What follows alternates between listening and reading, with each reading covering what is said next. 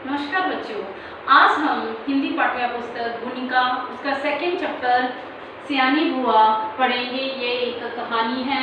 बच्चों, आपने अक्सर सुना होगा जीवन को सुखमय बनाने के लिए किस बात की जरूरत है? नियमों की। तो क्या है, नियम इंसान को सीखने चाहिए, नियमों का पालन करना चाहिए। कब, कैसे, विस्तार के साथ, जैसे जैसे हम जितने बड़े होते जाते हैं उसी के अकॉर्डिंग हमें अपने नियमों का पालन करना होता है। पर कुछ नियम ऐसे होते हैं जो ज़रूरत से ज़्यादा हो जाते हैं, तो क्या होता है, उनका पालन अगर हम ज़रूरत से ज़्यादा करते हैं तो हम अपने मित्र और सगे संबंधियों को खो देते हैं। ऐसे ही हम एक बुआ की कहानी पढ़ेंगे जो बहुत सियानी थी। क्या है, वास्तव में ही उनका नाम सियानी था। लोगों ने उसके काम को, उसके रहने और उसके काम करने के तरीकों को देखकर ही उसका नाम सियानी रख दिया। और जिसने उसका क्या नामकरण किया वह जरूर ही किसी विद्या का पारखी, नामकरण विद्या का पारखी होगा। उसको उसके जन्म होते ही उसको पता लग गया कि ये सियानी है। तो जो सियानी बुआ थी उसकी बातें जो दादाजी अक्सर बताया करते थे, वो कहते थे कि ये इतनी सियानी थी, तुम भी उसके जैसे बनो। तो वो कहते थे कि अगर हम भी ऐसे पढ़े तो क्या होगा, अगर बुआ यहाँ आ गई। तो उनके मन में एक डर था। वो कहते बुआ अपने ससुराल में रहे। तो दादाजी बताते थे कि वो जो पेंसिल एक बार ले लेती थी और जब तक वो हाथ में उसकी पकड़ नहीं खत्म हो जाती थी तब तक उसको वो फेंकती नहीं थी। तो एक और बात थी, उसने जो इरेजर ली थी वो उसने जो रबड़ ली उसने चौथी कक्षा में ली और 9वीं कक्षा तक उसको उसने यूज किया। वह इतनी सियानी बुआ थी। तो क्या है, जो उसके बाद उसकी शादी हो गई और 15 वर्ष बीत चुके थे तो उनके जो पति थे उनको भाई साहब कहा जाता था। तो फिर समय रहते ही जो लेखिका बताती कि उसको पढ़ने के लिए कहा गया कि तुमको आगे पढ़ाई करने के लिए बुआ के पास जाना पड़ेगा। तो वो डर गई, वो सहम गई। वो कहती कि मैं तो इससे बेटर कि मैं पढ़ाई ही छोड़ दूँ, ऐसे बुआ के पास जाकर तो मेरा जीवन ही अस्त व्यस्त हो जाएगा। तो फिर क्या होता है कि पिताजी को उसकी पढ़ाई के प्रति बहुत सतर्क थे। तो उन्होंने कहा कि उनको डांटा, पीटा और प्यार दुलार किया, कैसे तैसे करके बुआ के पास भेज दिया। अब जो थी वो लेखिका, वो क्या थी, बुआ के पास पहुंच गई। वहां जाकर उसने देखा कि बुआ की शादी को 15 साल हो गए थे और जो जितना भी घर का सामान पड़ा था ऐसे लग रहा था जैसे आज ही नया लाया हो। तो वो अपने सारे बर्तनों को इतने संभाल के रखती थी, कभी उसको खोंच नहीं आने देती थी। तो एक बार की बात है, तो उनके जो कोई नौकर था तो उसने सुराही तोड़ दी थी। तो बुआ ने उसकी बहुत पिटाई की। वो कोई सामान को तोड़ता था तो उसको इस बात से बड़ी ही चिढ़ चढ़ती थी कि हाँ, इतना कीमती सामान कैसे तोड़ दिया। तो उसके घर में एक जो थे चीनी के बर्तन थे, वो उसकी शादी के समय के थे, वो ज्यों के त्यों पड़े थे। ऐसे लग रहा था जैसे आज ही खरीदे हों। तो वो सामान को इतना संभाल के रखती थी। तो उनके घर में जो सबसे प्यारी और सबसे अच्छी लगती थी, जो लेखिका कहती है उसको, कौन थी, उनकी जो बेटी थी 5 वर्ष की थी, अन्नू थी। तो वह बड़ी प्यारी बच्ची थी, पर वो इतनी बुआ के इतने नियमों के पालन करने के कारण वो डरी सहमी रहती थी। एक दिन क्या हुआ, अन्नू को बहुत तेज बुखार हो गया।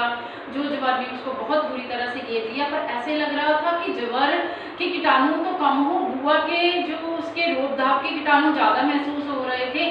तो फिर जो भाई साहब अन्नू को डॉक्टर के पास लेके गए। डॉक्टर ने कहा कि इसको किसी डर के माहौल से दूर पहाड़ों पर ले जाया जाए तो शायद ये ठीक हो जाए। तो भाई साहब ने डॉक्टर को बताया कि जो बुआ है ऐसे हैं, वो कभी नहीं जाने देगी।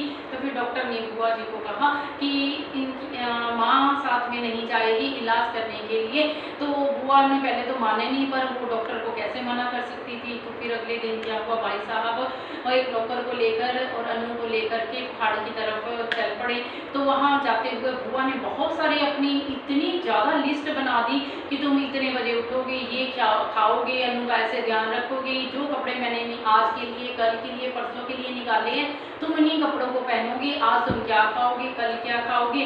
और भाई साहब को भी बोला कि आप अपनी सेहत का ध्यान रखना, आप भी फल फ्रूट खाते रहना, और जो मैंने बर्तन दिए हैं इनका ध्यान रखना। जो ये मैं तुम्हें कांच के गिलास दे रही हूँ तुम इसको तो तुच्छ ही समझोगे। वो कहती है कि तुम, उन्होंने बड़ी सारी हिदायतें दी। तो उन्होंने कहा कि फ्राक मत खोना, 7 रुपए की सिलाई दी हुई है मैंने इसके लिए, प्याले मत तोड़ना। फिर कहती कि 50 रुपए का सेट है, अगर तुमने एक प्याला तोड़ दिया तो 50 रुपए पड़ेगा, सेट खराब हो जाएगा। गिलास को तो फिर कहती तुम तो ठीक ही समझोगे, मैंने तो इसको 15 साल से संभाला है। तो ऐसे ही इन सीधातों को लेते हुए भाई साहब उनको लेकर चल पड़े। तो वहाँ जाती हैं तो रोज़ एक पत्र बुआ उसको लिखती हैं और भाई साहब उसको लिखते हैं। तो बुआ का रोज़ के पत्र आ जाता है, कल आता है, परसों आता है, रोज़ पत्र आ रहा है। तो लेखिका कहती है कि मेरे को लगता है कि हर एक पत्र में वही हिदायतें हुई, तुम ऐसा करना, तुम ऐसे बैठना, तुम ऐसे खाना।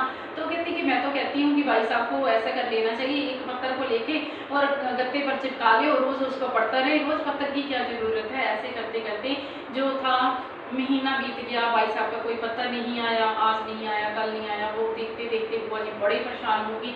तो वह लेखिका के कमरे में ही सो गई। उसको डर था बड़ा, वो रो रही थी कि अन्नू की शायद तबीयत ना ज़्यादा खराब हो, जो पता नहीं आया। तो लेखिका कहती है कि मैंने पहली बार उसके मन में माँ की ममता देखी, जो इतना वो द्रवित हो रही है।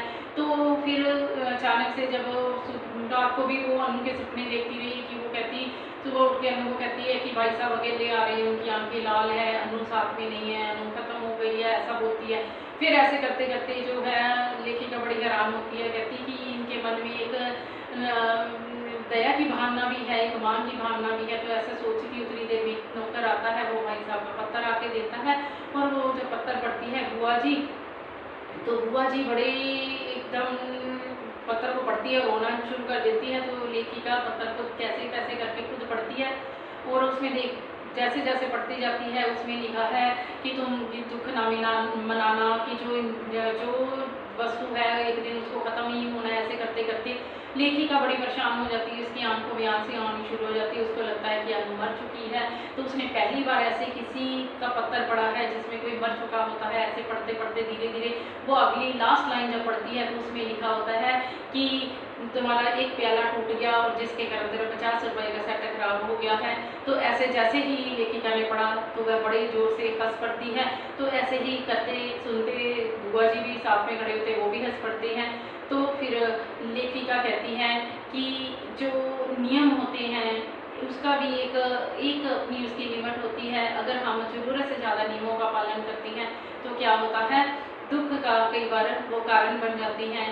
तो मैं उम्मीद करती हूँ आपने इसको स्टोरी को अच्छे से समझा होगा। इसके आगे प्रश्न भी हैं, जैसे इसके बहुत सारे प्रश्न भी बन रहे हैं, हम उनको देखते हैं। जैसे लेखिका के पिताजी सियानी बुआ के बारे में क्या क्या बताते थे। वो कहते थे कि वो समय की पाबंद थी, व्यवस्थित ढंग से अपने कार्य को करती थी। अगर वो एक बार पेन से ले लेती थी तो उसको जब वो खत्म पकड़ने की नहीं योग्य रहती थी तब तक प्रयोग करती रहती थी। ऐसे ही हम बात करते हैं। और बुआ के घर पहुंचकर लेखिका ने क्या देखा, उसने वहाँ देखा कि एक विचित्र शांतक छाया हुआ है। बुआ जी का व्यक्तित्व सब पर हावी है। जो लोग हैं घर में मशीन की तरह कार्य करते हैं, जो बुआ ने जैसे रूल बनाए हैं उसके अकॉर्डिंग करते जाते हैं। और हम बात करते हैं अनु नन्ही सी उम्र में प्रौढ़ हो गई थी। कैसे बुआ की जो नियमों को देखते हुए उनके नियमों का पालन करते करते अनु छोटी सी बच्ची है पर वो प्रौढ़ हो जाती है। डॉक्टर ने अनु को बीमारी को लेकर क्या सलाह दी, तो कि उसको पहाड़ों में लेके जाना चाहिए। तो ऐसे ही ये प्रश्न इसके बनते हैं। आप इस कहानी को अच्छे से समझोगे, एक बार बुक में भी ध्यान से पढ़ोगे तो मैं उम्मीद करती हूँ ये समझ आ गया होगा। धन्यवाद।